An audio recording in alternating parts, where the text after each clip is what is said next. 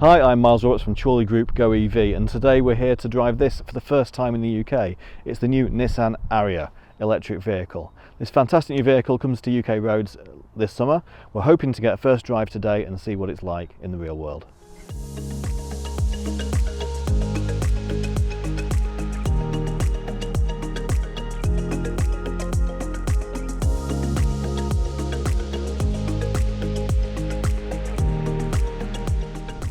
So this is the Nissan ARIYA in two-wheel drive Evolve specification. That means it's got these lovely LED headlamps here which give a great view of the road ahead. They've got these LED blade lights which run down the front here. This smooth grille with a Japanese inspired pattern stamped into it. That's which houses all of the sensors for the radar and the other ProPilot functions on the car. The vehicle we're driving here, the red vehicle, has actually got a sports pack fitted to it which gives the 20-inch alloy wheels as an option included.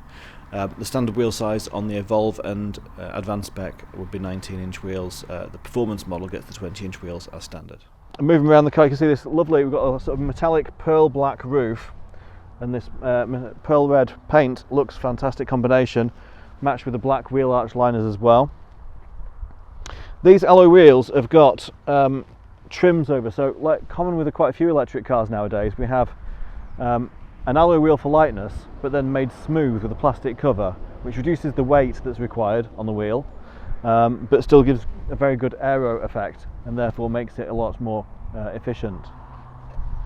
Moving around the back of the vehicle, LED lights that run all the way along the back, similar to what you see in the Kia EV6. And then under the back here we have a power tailgate.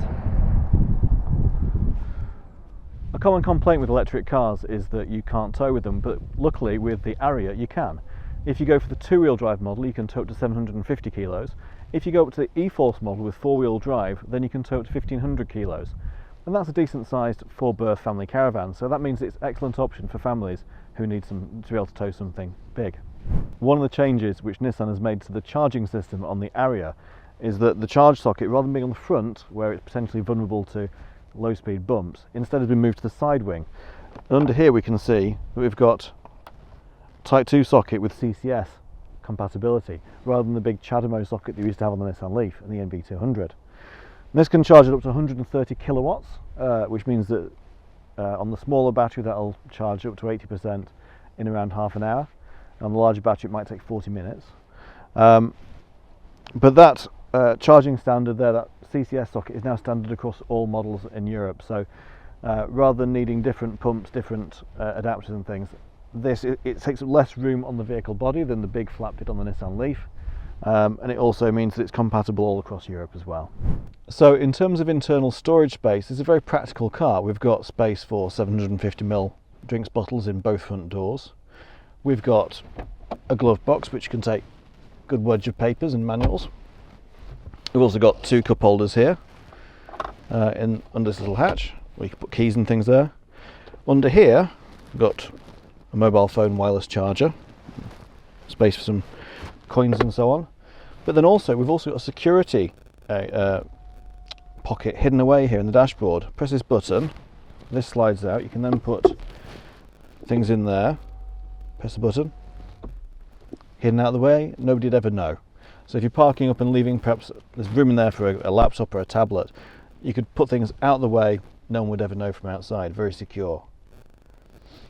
These buttons are set into this sort of wood finish.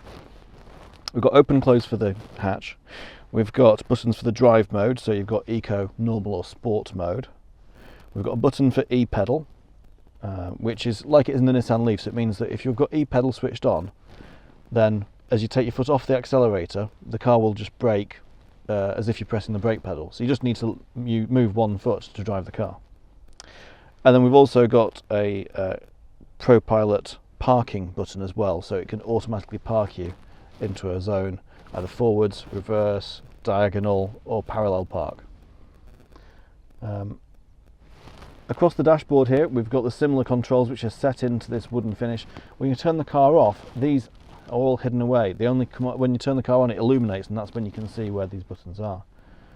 And these are haptic controls, so as you press them, there's a little click that gives you a positive feedback that it's working. One thing I like about the ARIYA is that the air vents here are all hidden in this segment between the two dashboards, so it looks hidden. You don't have big square vents standing out in the dashboard. With these two beautiful 12-inch colour TFT displays, touchscreen, you can move items between the two as well. Very clear screens, very good resolution. We've also got the ability to, we've got electric seats with memory in both driver and passenger on this vehicle, and the centre console, as we said in our last video, you can actually press this button here and slide it back. So if you want more room in the front, you slide it all the way back. If you've got somebody in the middle rear seat, you can move it forward to give them more leg room. When we move it back, we can see we've got a USB-A and a USB-C port down here on the front, as well as a 12-volt socket for running dash cams and things like that if you wish, or other devices. The steering wheel, very similar to ones we found on the Qashqai and the Duke, just brought up to date a little bit more with this new Nissan logo in the centre. But overall, I think you'll find that this car, it feels modern. It feels really, really premium. We've got Bose stereo on this as well. We've got the panoramic glass roof on this particular model as well, and we've also got a rear view mirror, which is also a video camera. So if you've got someone sat in the middle rear seat, you don't have any headrests or heads or whatever getting in the way of the view. This has got a camera on the rear glass which then films out the back, and that works in low light and darkness as well, because it's got a night viewing mode on there as well. So overall, the interior really premium, really nice. I like this Alcantara on the dashboard, this similar sort of fabric on the seats with perforations. This is not the sort of plastic covered seats that are going to get you really sweaty in summer. These are really plush, really nice, comfortable seats. I think Nissan's done a really good job here.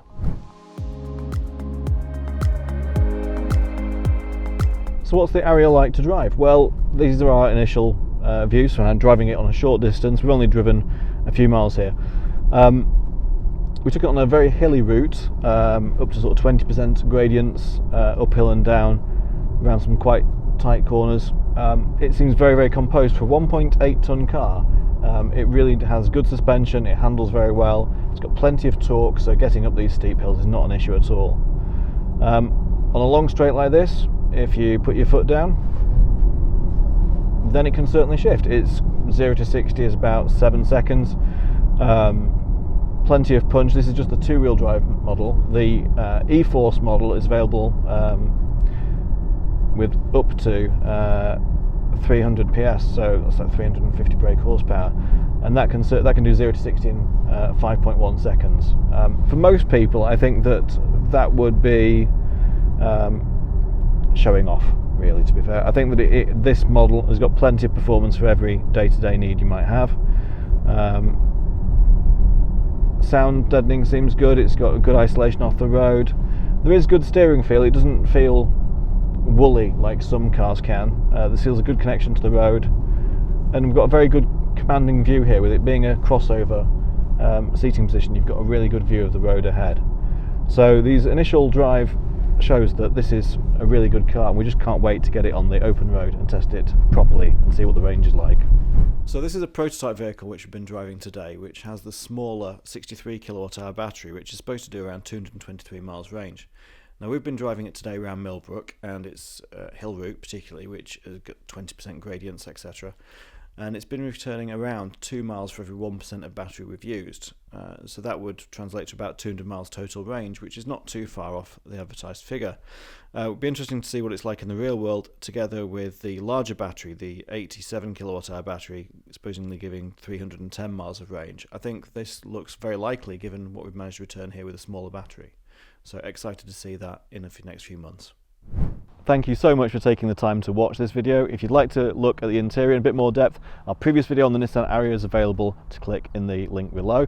If, however, you'd like to see this car for yourself, if you come down to a Chorley Group dealership this summer, you'll be able to test drive this yourself. We'll have the dates advertised all across social media, so please follow us on Facebook for more information.